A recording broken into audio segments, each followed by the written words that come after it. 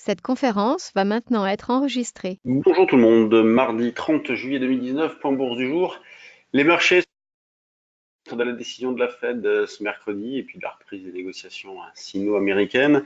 En attendant, eh bien, ils piétinent, donc autour des points. Donc hier, il s'est pas passé grand-chose. On a évolué un coup en dessous le matin, un coup au-dessus l'après-midi, des 5006. Là, ce matin, on a pu acheter. C'est c'est le niveau que j'avais proposé ce matin, donc dans la stratégie et que l'on a atteint. On a pu acheter un petit peu dans l'idée, par exemple, vous voyez, 5603 et 5615, 5623, vous voyez, ces niveaux-là. Donc, ça fait. Vous pouvez également travailler les turbos, bien évidemment, vous voyez, dans cet esprit-là et dans la continuité de ce que Jean-Louis vous a proposé ces derniers jours, et des turbocalls sur repli jusqu'à 5430, considérant qu'autour des 5450, un niveau de retournement, un petit niveau de neutralisation, on va dire. Donc jusqu'à ce strike-là, ce prix d'exercice-là, vous pouvez acheter. Pour ceux qui souhaiteraient un potentiel de hausse épuisé et éventuellement un retour en arrière à un moment donné, et vous pouvez très bien intervenir sur des turbo puts. Nous, on propose également des puts synthétiques, donc achat de call, vente de futur.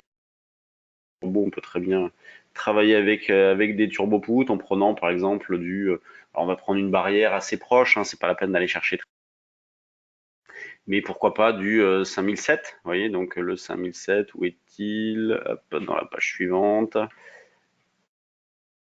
Donc par exemple celui-ci, 5706, il a le mérite de ne pas être trop cher, et puis d'avoir une bonne élasticité, réactivité, donc on peut très bien s'appuyer sur celui-ci. Donc les puts synthétiques, eux, donc restent d'actualité aussi, donc pour ceux qui voudraient jouer un potentiel épuisé. C'est vrai que c'est bien adapté à la phase, puisque le marché retrace souvent, et encore mercredi, vous voyez, jeudi dernier plutôt. Je n'étais pas avec vous pour commenter ça, mais avec la BCE, on a eu de beaux retracements. Donc là, ceux qui travaillent en synthétique ont fait un petit carton. Dans la zone d'achat qu'on a proposé ce matin, donc là, on a pu acheter sur le trade du jour sur le CAC et le DAX, puisqu'on avait proposé un niveau un petit peu éloigné des 8 heures, 12 355, et il vient d'être atteint. Donc c'est parfait. Donc on est sur des zones de rebond possibles. Donc 91,5 sur le CAC, 300 sur le DAX. L'eurodoll, lui, reste sur ses derniers plus bas.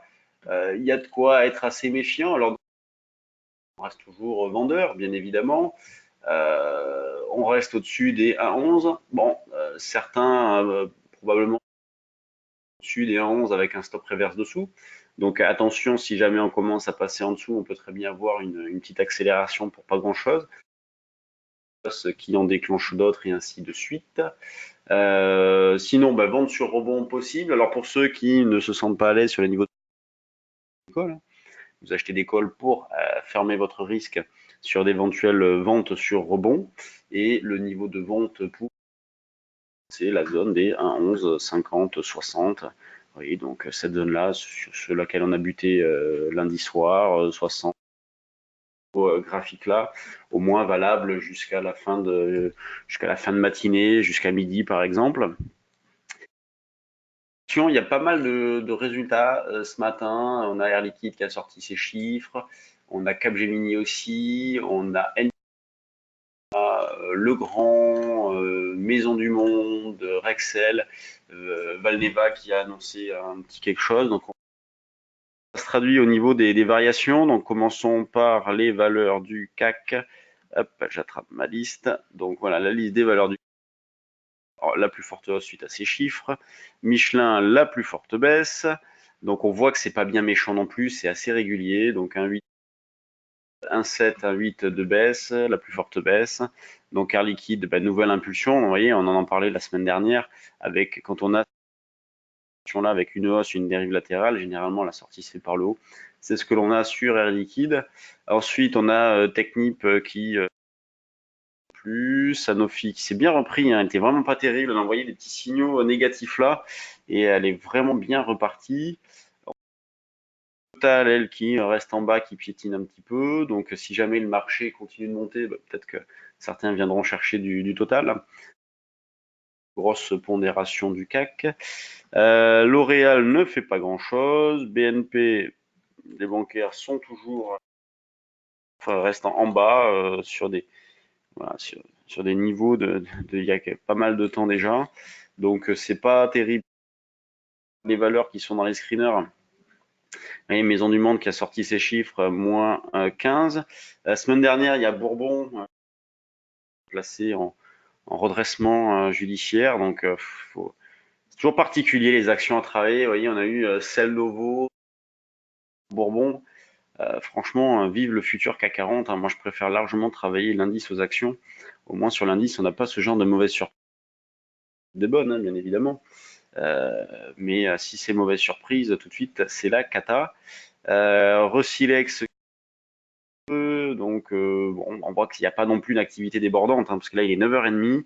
On a 40 valeurs affichées dans ce screener-là avec des critères qui sont pourtant assez modestes, donc on devrait avoir beaucoup plus de valeurs.